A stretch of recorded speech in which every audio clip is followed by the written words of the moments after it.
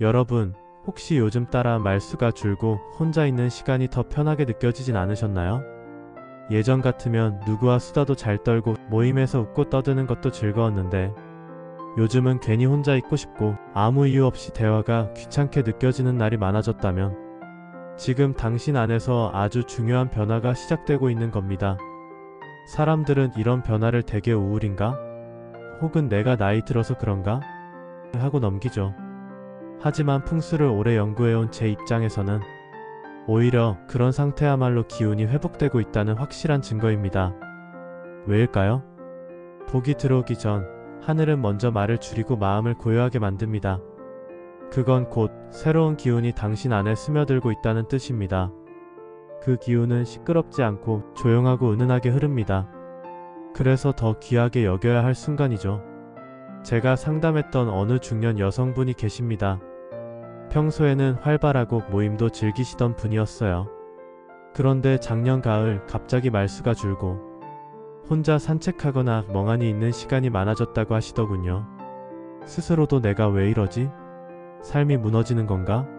하고 걱정을 많이 하셨어요. 하지만 저는 그분께 이렇게 말씀드렸습니다.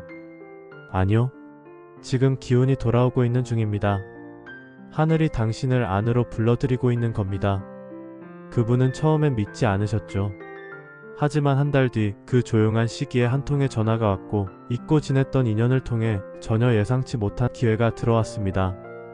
그 조용함의 시기를 잘 견뎌준 덕분에 그분의 삶은 완전히 달라졌습니다. 이처럼 복은 말이 없습니다. 시끄럽게 울리지도 않고 눈부시게 등장하지도 않습니다. 그저 말이 줄고 마음이 고요해질 때 그 틈으로 슬며시 들어옵니다. 하지만 이런 흐름과는 정반대로 복이 멀어지는 경우도 있습니다. 저는 수십 년간 수많은 사람들의 삶을 보며 기운이 빠질 때의 공통된 징조도 발견할 수 있었습니다. 참 이상합니다. 복이 가까워지면 사람은 말이 줄고 복이 멀어질 때는 오히려 말이 많아집니다. 조용했던 사람이 괜히 시비를 걸거나 쓸데없이 예민해지고 자꾸 사람을 붙잡고 설득하려 하죠. 내면은 혼란스러운데 그걸 인정하기 싫으니까 말로 덮고 행동으로 감추려 하는 겁니다. 그리고 또 하나 꼭 나타나는 게 있습니다. 충동과 초조함입니다. 괜히 이사를 하고 싶어지고 갑자기 정리도 안 된 계획을 실행하려 하고 변화는 주고 싶은데 방향은 없는 이런 흐름은 복이 다가오는 게 아니라 복이 떠나가는 기운입니다. 이런 시기에는 잠시 멈춰야 합니다. 사람을 만나도 해결되지 않고 무언가를 해도 이상하게 허탈감만 남죠. 이런 때 가장 좋은 방법은 나의 언어 사용을 점검하는 겁니다. 혹시 요즘 자주 한숨 쉬고 뾰족한 말을 자주 하고 스스로에게도 부정적인 표현을 반복하고 계신가요? 그렇다면 지금은 복이 멀어지는 흐름일 수 있습니다. 기운은 말과 함께 움직입니다. 말이 바르면 기운은 돌아오고 말이 흩어지면 기운도 흩어집니다. 조용한 시기를 받아들이지 못하면 하늘이 주는 침묵의 기회를 놓치게 됩니다. 그렇다면 지금 이 시기를 어떻게 보내야 진짜 복으로 연결할 수 있을까요? 여기서 가장 중요한 건 단 하나입니다. 억지로 나를 끌어올리려 하지 마십시오.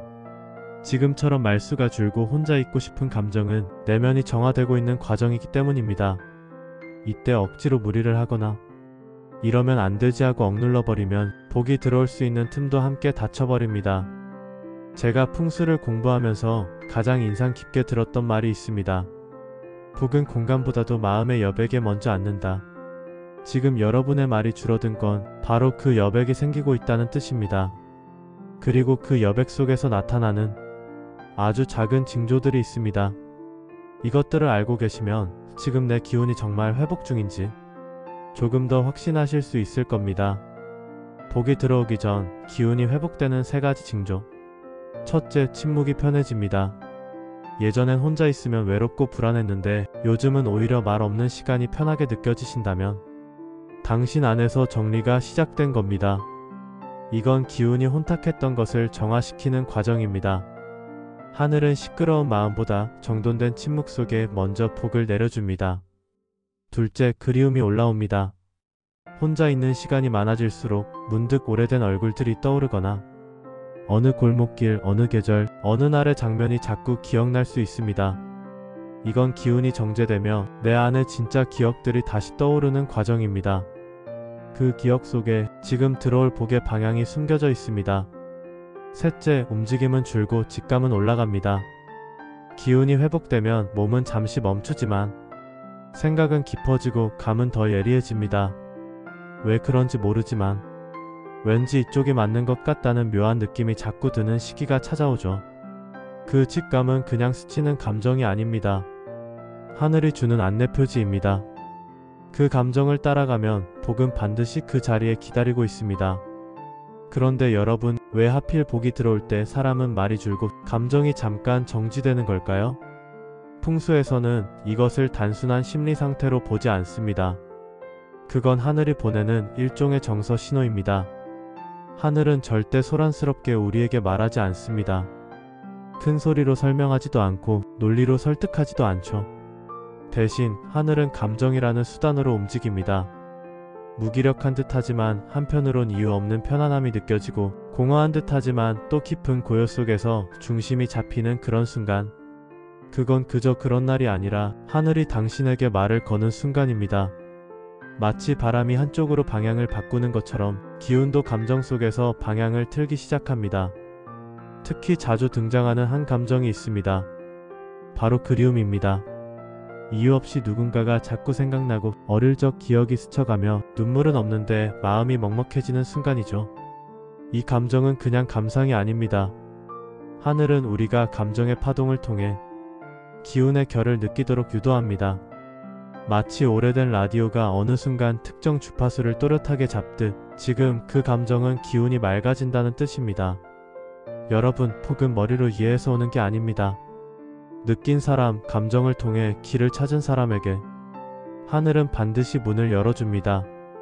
그래서 무기력함이 찾아올 때일수록 당신의 내면에 떠오르는 감정들을 가볍게 여기지 마십시오. 거기엔 하늘의 메시지가 숨어 있습니다. 그 메시지를 이해하고 움직이는 사람만이 복이 깃들 기운을 맞이할 수 있습니다. 그리고 이 시기에 해야 할 행동과 하지 말아야 할 행동은 명확합니다. 해야 할 행동: 혼자 있고 싶은 마음을 받아들일 것, 걷고 싶은 곳으로 걷기, 가만히 있으면서 떠오르는 이름이나 장면을 기록하기, 너무 많은 계획보다는 지금의 마음을 관찰하기.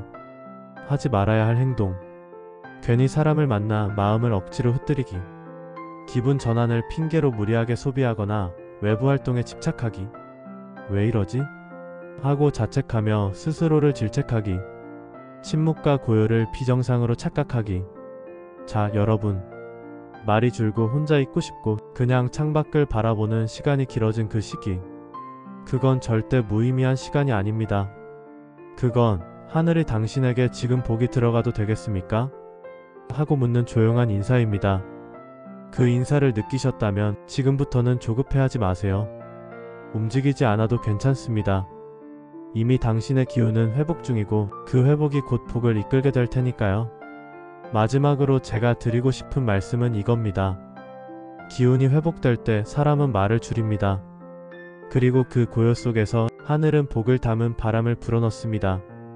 혹시 요즘 그런 감정을 느끼셨다면 지금 당신은 좋은 흐름 위에 서 있는 겁니다. 오늘 이 영상이 그 흐름을 더 확실하게 느끼는 계기가 되었다면 좋아요 한번 눌러주시고 여러분의 조용한 변화 댓글로 함께 나눠주세요. 그 변화 속에서 우리 모두 각자의 복을 만날 수 있길 바랍니다. 다음 영상에서 또 뵙겠습니다. 감사합니다.